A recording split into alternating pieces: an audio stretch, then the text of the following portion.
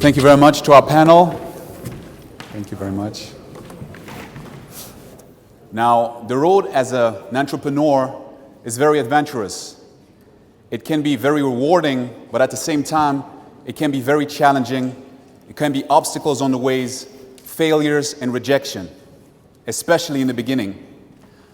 Now, some of the most successful entrepreneurs failed over and over again before they were successful.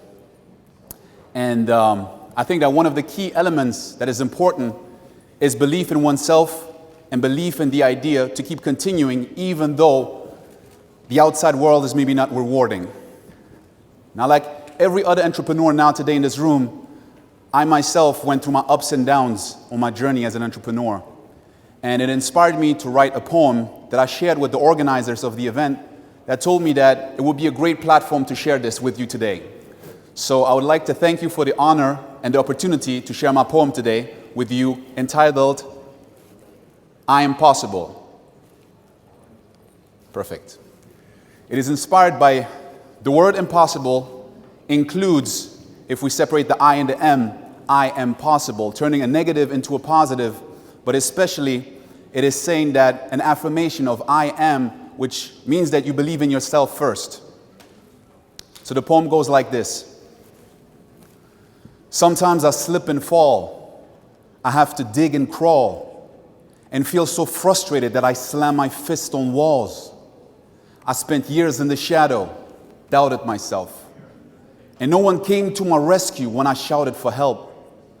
And I always knew what to do, but I didn't do what I knew. Today I win because I got nothing to lose. Pay your dues and you reap the benefits. Winners are not those who never fail, but those who never quit. Don't compare yourself. It might scare yourself. It's an obstacle. Only use others' greatness as a proof that it's possible. Competing with nobody but the man in the mirror. Because only when you achieve to surpass yourself, you're a winner.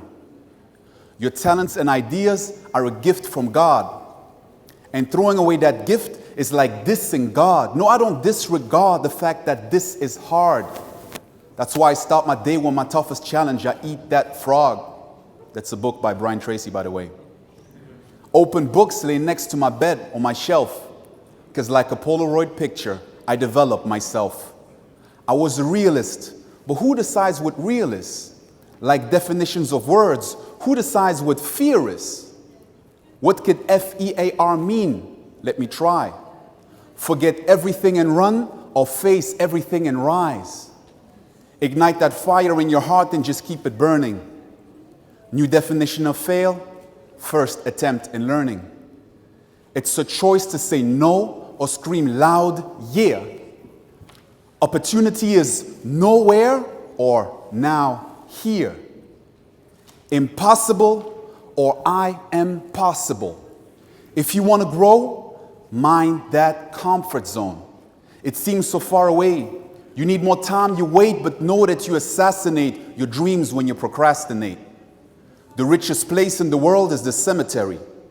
People now dead and buried that could have been legendary. Dreams never lived. Ideas never shared, never created, innovated out of fear, never dared. As long as you learn from your errors, it is not a mistake. You don't have to be great to start, but have to start to be great. So start today and say, I will not delay. And every obstacle in my way will be knocked away.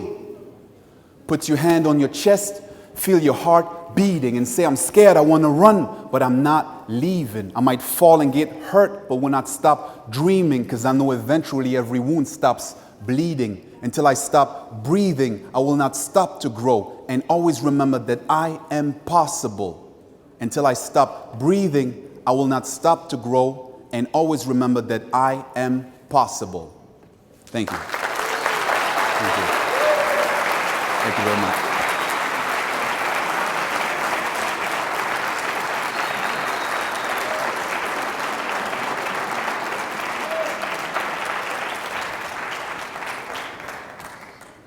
Now, for those that realize, I just used this sentence, opportunity is nowhere, and moved it into opportunity is now here. That's what a lot of people that have an idea or maybe look at a market could see the same thing and not see an opportunity. And there is a story that I recently heard about a shoe manufacturing company that wanted to look for expansion. They wanted to look for a new market. So they decided that they will send 2 of their best salesmen to a country in Africa to do some market research and see if it makes sense to bring the company there, if they could have a market. Now, after 2 weeks, one of the salesmen came back and said, I don't think it's a great idea for us to go there because no one is wearing shoes. We're not going to find any customers and it's going to be a waste of our time. The second salesman came back and was really excited and said, we have to move immediately. No one has shoes. We can sell shoes to everyone.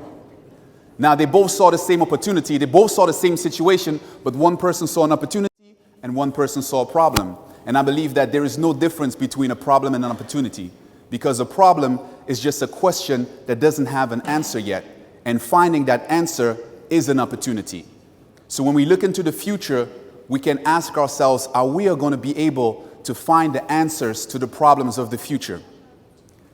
So I would like to close with a quote by Abraham Lincoln, who said, the best way to predict the future is to create it. Thank you very much.